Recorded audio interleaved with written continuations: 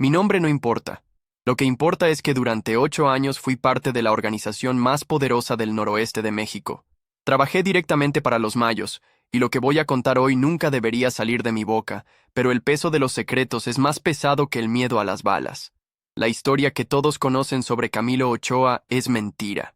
Los periódicos, las noticias, hasta los informes del gobierno pintaron su salida como una decisión personal, como si un hombre de su calibre simplemente hubiera decidido retirarse a criar gallinas. La verdad es mucho más oscura, mucho más traicionera de lo que cualquiera se imagina. Yo estuve ahí cuando se tomó la decisión. Vi las caras. Escuché las conversaciones que nunca debieron existir. Camilo Ochoa no renunció por cansancio ni por presión externa. Fue eliminado del mapa por alguien dentro de la propia organización, alguien que tenía más poder del que él mismo sabía. Todo empezó en una casa segura en las afueras de Culiacán. Un martes de octubre que nunca voy a olvidar. Había llovido toda la madrugada y el aire olía a tierra mojada y a pólvora vieja. Yo llevaba 3 días sin dormir, cuidando un cargamento que venía del sur, cuando recibí la orden de presentarme en esa casa. No era cualquier casa. Era el lugar donde se tomaban las decisiones que movían millones de dólares y decidían el destino de cientos de hombres. Cuando llegué, ya estaban todos ahí. El comandante Reyes, un hombre de unos 50 años con cicatrices, que contaban historias que él nunca relataba. Tenía los ojos más fríos que he visto en mi vida, y cuando te miraba, sentías que podía ver tus pensamientos más oscuros. A su lado, estaban otros 3 hombres de confianza, tipos que habían sobrevivido décadas en este negocio y que sabían exactamente cuándo hablar y cuándo callarse. Ochoa se está volviendo un problema, fueron las primeras palabras que escuché al entrar. El comandante Reyes no levantó la voz, pero su tono era más amenazante que cualquier grito. Está haciendo movimientos sin consultar.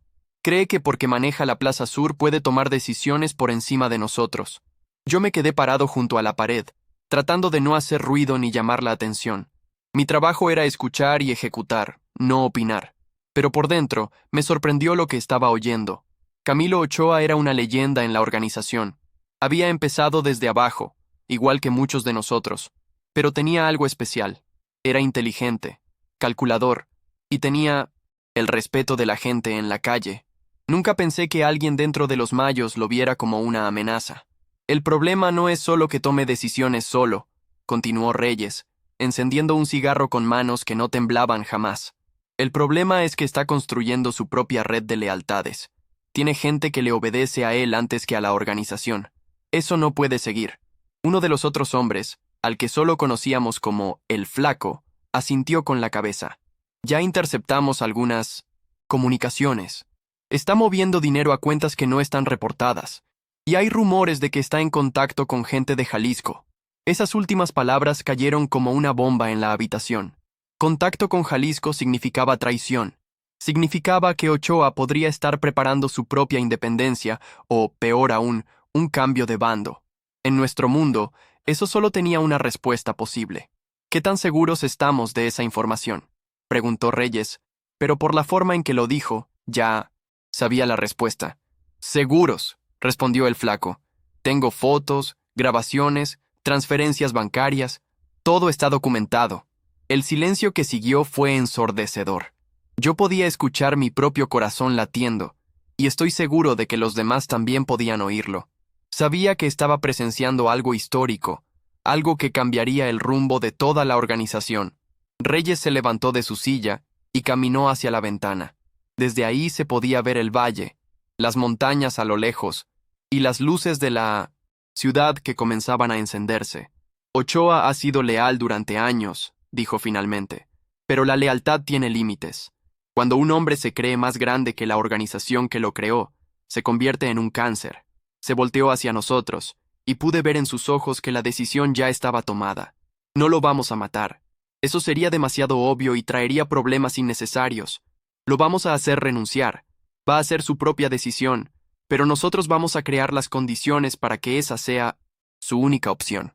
Durante las siguientes 2 semanas, vi cómo se ejecutó el plan más brillante y cruel que he presenciado en mi vida. No fue violencia directa, fue psicología pura, presión calculada y manipulación a nivel maestro. Primero, empezaron a cortar sus fuentes de información. Ochoa dependía de una red de informantes que le contaban todo lo que pasaba en su territorio. De repente, esos informantes comenzaron a recibir órdenes contradictorias, o simplemente dejaron de reportarse. Michise, nuestro negocio, quedarse ciego es quedarse muerto. Segundo, interceptaron sus envíos. No los robaron, simplemente los retrasaron. Crearon problemas con las rutas, hicieron que llegaran tarde o incompletos. Ochoa comenzó a perder credibilidad con sus contactos, y en este mundo, la credibilidad es todo. Tercero, y esto fue lo más sutil, comenzaron a plantar dudas sobre su lealtad entre su propia gente.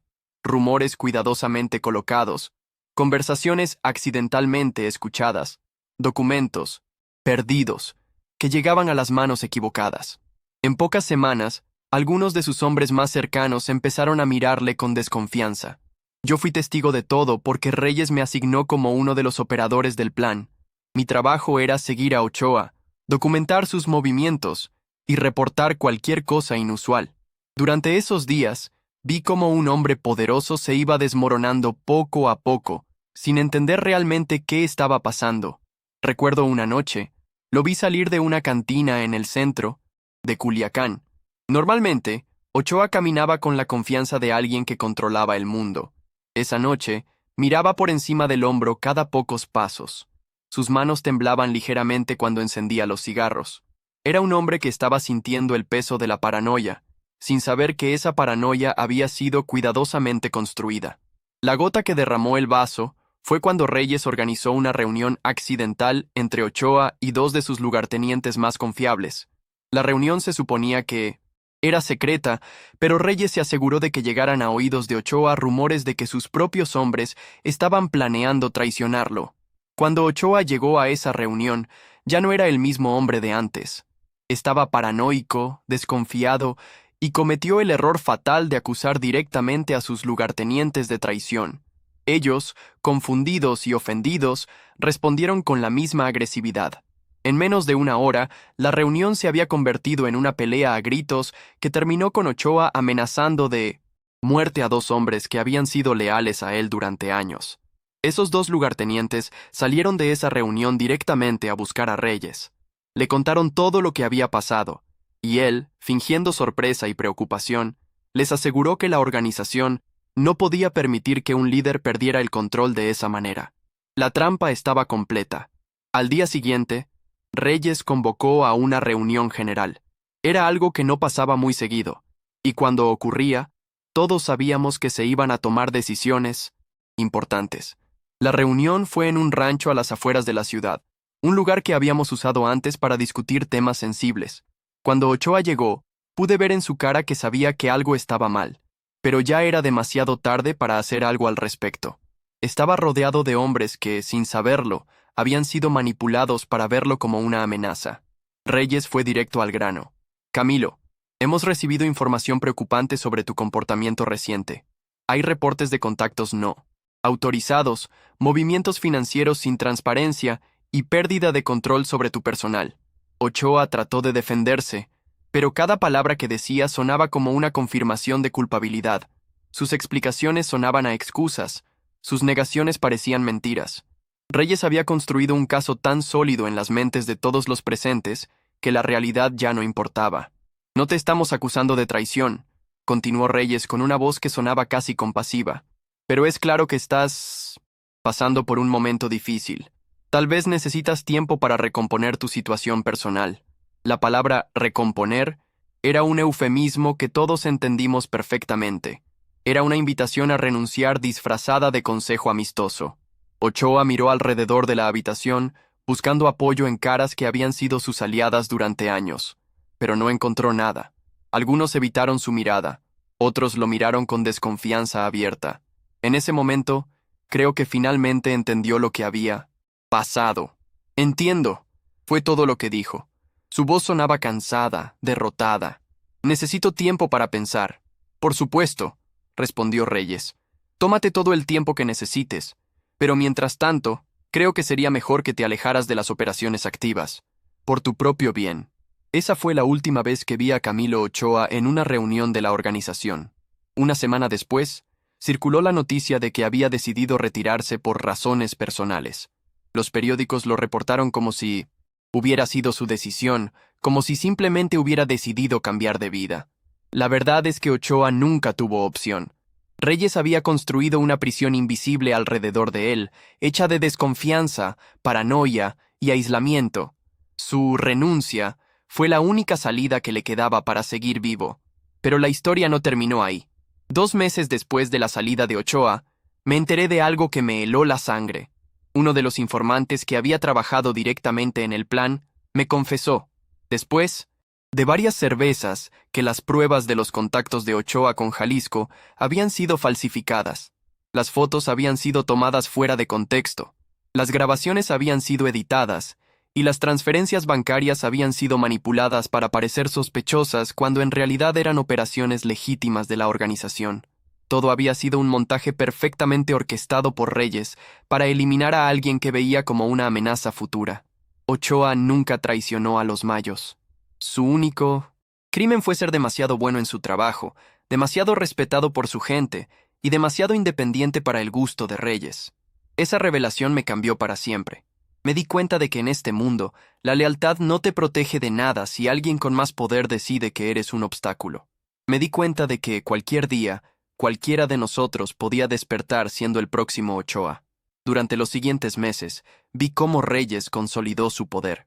Con Ochoa fuera del camino, no había nadie en 1900. La organización con suficiente respeto y habilidad para desafiarlo. Se había convertido en el líder indiscutible, y todos lo sabíamos. Pero el poder absoluto tiene un precio, y Reyes lo pagó de la manera más dura posible. 6 meses después de la salida de Ochoa, comenzaron a circular rumores de que había formado su propio grupo. No era parte de Jalisco, como Reyes había inventado, pero sí había decidido trabajar de manera independiente. Y no estaba solo. Varios de los hombres que habían trabajado con él durante años se habían ido con él. Reyes subestimó algo fundamental. El verdadero respeto no se fabrica con mentiras y manipulación. Ochoa había construido relaciones genuinas con su gente, y esas relaciones sobrevivieron a su salida de los mayos.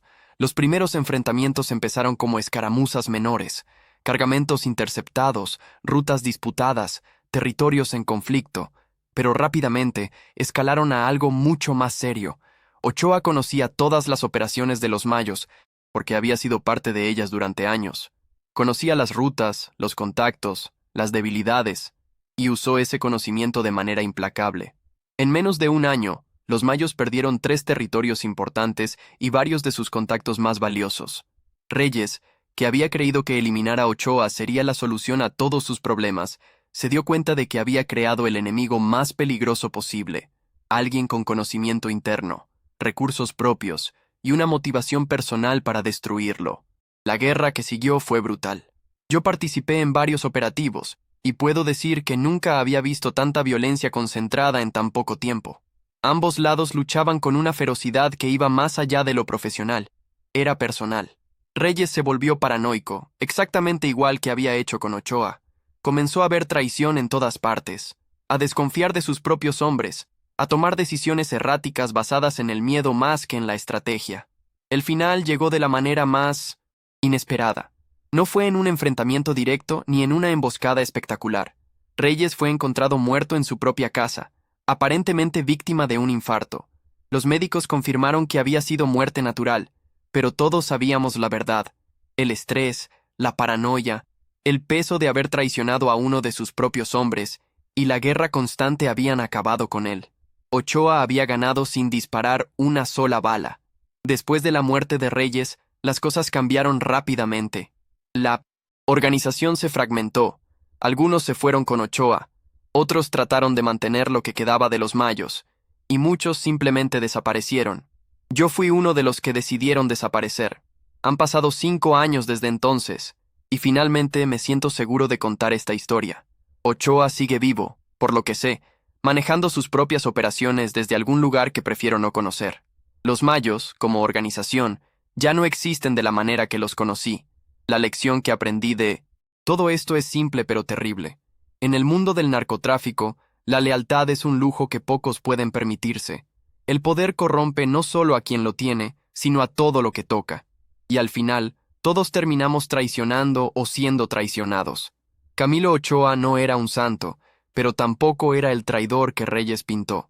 Era simplemente un hombre que se volvió demasiado poderoso para el gusto de alguien más poderoso. Su renuncia no fue una decisión personal, fue el resultado de la maquinación más sofisticada que he visto en mi vida. Y la ironía más amarga de toda esta historia es que Reyes, al tratar de eliminar una amenaza imaginaria, creó una amenaza real que terminó destruyéndolo. Esa es la verdad sobre lo que pasó con Camilo Ochoa. Una verdad que nunca debería ver la luz, pero que el peso de los secretos me obligó a contar, porque los muertos pueden descansar en paz, pero los vivos tenemos que cargar con el peso de lo que sabemos. Y yo he cargado con este peso durante demasiado tiempo. Lo que más me atormentaba no eran las balas que disparé ni la sangre que derramé, sino saber que había sido testigo silencioso de la destrucción de un hombre inocente. Durante las noches sin sueño que siguieron a mi salida de la organización, no podía dejar de pensar en la cara de Ochoa cuando se dio cuenta de que había sido traicionado por los suyos. Era la expresión de un hombre que había descubierto que todo en lo que creía era mentira. He visto morir a muchos hombres, pero nunca había visto a alguien morir en vida como vi morir a Camilo esa noche en el rancho. Su muerte física habría sido más misericordiosa que lo que Reyes le hizo. Después de salir del negocio, traté de reconstruir mi vida de muchas maneras. Trabajé en construcción, vendí carros usados, hasta intenté poner una pequeña tienda de abarrotes en un pueblo donde nadie me conocía, pero siempre había algo que me recordaba aquellos días. Una sirena de policía a lo lejos, el sonido de una camioneta, acelerando en la madrugada, o simplemente el olor a pólvora cuando alguien celebraba con cohetes. Cada vez que esos recuerdos llegaban, también llegaba la imagen de Ochoa siendo destruido sistemáticamente por un hombre que se suponía era su hermano. Me di cuenta de que nunca podría estar en paz hasta contar la verdad, sin importar las consecuencias. Hay algo que no mencioné antes, y que tal vez sea lo más importante de toda esta historia. Ochoa tenía una familia, una esposa y 2 hijas pequeñas, que vivían en una casa modesta en las afueras de Culiacán. Reyes sabía esto, y fue precisamente esa familia la que se convirtió en el arma final para destruir a Ochoa. Una semana antes de la reunión en el rancho, la esposa de Ochoa recibió una llamada anónima diciéndole que su esposo estaba en peligro, que había gente dentro de la organización que quería hacerle daño. Esa llamada había sido hecha por orden de Reyes, calculada para crear la presión final que empujaría a Ochoa hacia la paranoia total. Cuando un hombre siente que su familia está en peligro por su culpa, comete errores que nunca habría cometido en circunstancias normales. Durante mis últimos meses en Los Mayos, antes de irme definitivamente, llegué a conocer detalles sobre el destino de otros hombres que habían incomodado a Reyes de diferentes maneras. Había un patrón que se repetía. Primero venía el aislamiento social, luego la siembra de dudas sobre su lealtad, después la creación de pruebas comprometedoras y, finalmente, la presión psicológica hasta que el objetivo cometía el error que justificaría su eliminación. Ochoa no había sido el primero, pero sí había sido el más exitoso en resistir el proceso. Otros habían caído más rápido, algunos habían terminado muertos por traición y unos pocos habían logrado escapar antes de que la trampa se cerrara completamente. Reyes había perfeccionado este sistema a lo largo de años, convirtiéndolo en un arte siniestro de destrucción humana. Lo último que quiero decir es algo que me persigue hasta el día de hoy. 3 semanas después de mi salida definitiva de la organización, recibí una llamada de un número que no reconocí. La voz del otro lado era tranquila, casi amable, pero las palabras me helaron la sangre. Sabemos que estuviste ahí cuando cayó Ochoa. Sabemos lo que viste y lo que sabes. Mientras mantengas la boca cerrada, tu nueva vida podrá continuar en paz. Nunca supe si esa llamada venía de lo que quedaba de los Mayos, del grupo de Ochoa, o de alguna otra organización que tenía interés en mantener los secretos enterrados. Pero entendí el mensaje perfectamente. Durante 5 años cumplí con ese silencio, hasta hoy. Al contar esta historia, sé que probablemente estoy firmando mi sentencia de muerte, pero ya no puedo vivir con este peso. Hay verdades que necesitan ser dichas, sin importar el precio que haya que pagar por ellas. Si alguien se pregunta por qué decidí romper el silencio justamente ahora, la respuesta es simple. Hace 2 meses vi en las noticias que habían arrestado a un hombre en Guadalajara, acusado de ser el responsable de varios asesinatos que ocurrieron durante la guerra entre Ochoa y los Mayos. El hombre en cuestión era completamente inocente, Yo lo conocía personalmente. Era un mecánico que había trabajado ocasionalmente reparando vehículos para la organización, pero nunca había participado en ningún operativo violento. Lo estaban usando como chivo expiatorio para cerrar casos sin resolver, y probablemente pasaría el resto de su vida en prisión por crímenes que otros cometimos. Ver su foto en el periódico, con esa expresión de confusión y terror, me recordó la cara de Ochoa el día que se dio cuenta de la traición. No podía permitir que otro inocente pagara por los pecados de hombres que ya estaban muertos o escondidos. Durante estos 5 años de silencio, también descubrí algo que me cambió la perspectiva sobre toda la situación. Reyes tenía un acuerdo secreto con autoridades federales. No era exactamente un informante, pero sí proporcionaba información selectiva a cambio de protección para ciertas operaciones. Ochoa había comenzado a sospechar de este arreglo, y esa sospecha era la verdadera razón por la que Reyes lo veía como una amenaza. Si Ochoa hubiera expuesto la colaboración de Reyes con el gobierno, no solo habría destruido su reputación dentro de la organización, sino que también habría puesto en peligro un sistema de corrupción que beneficiaba a muchas personas poderosas. La eliminación de Ochoa no fue solo una maniobra interna, fue la protección de una red de complicidades que se extendía mucho más allá de los mayos. Hay nombres que no he mencionado en esta confesión, nombres de políticos, comandantes de policía y funcionarios gubernamentales que estaban directamente involucrados en las operaciones que presencié. Algunos de ellos siguen ocupando posiciones importantes en el gobierno actual, y otros han ascendido a puestos aún más altos. Cuando veo sus caras en la televisión, dando discursos sobre la lucha contra el narcotráfico y la corrupción, siento una mezcla de rabia y asco que me consume por dentro. Estos hombres no solo permitieron que Ochoa fuera destruido injustamente, sino que se beneficiaron directamente de su caída. La plaza que él controlaba fue redistribuida entre operadores que tenían mejores relaciones con las autoridades corruptas. Lo que más me duele de toda esta historia es saber que Ochoa nunca conoció la verdad completa. Murió. Porque sí, finalmente murió. Aunque eso es otra historia.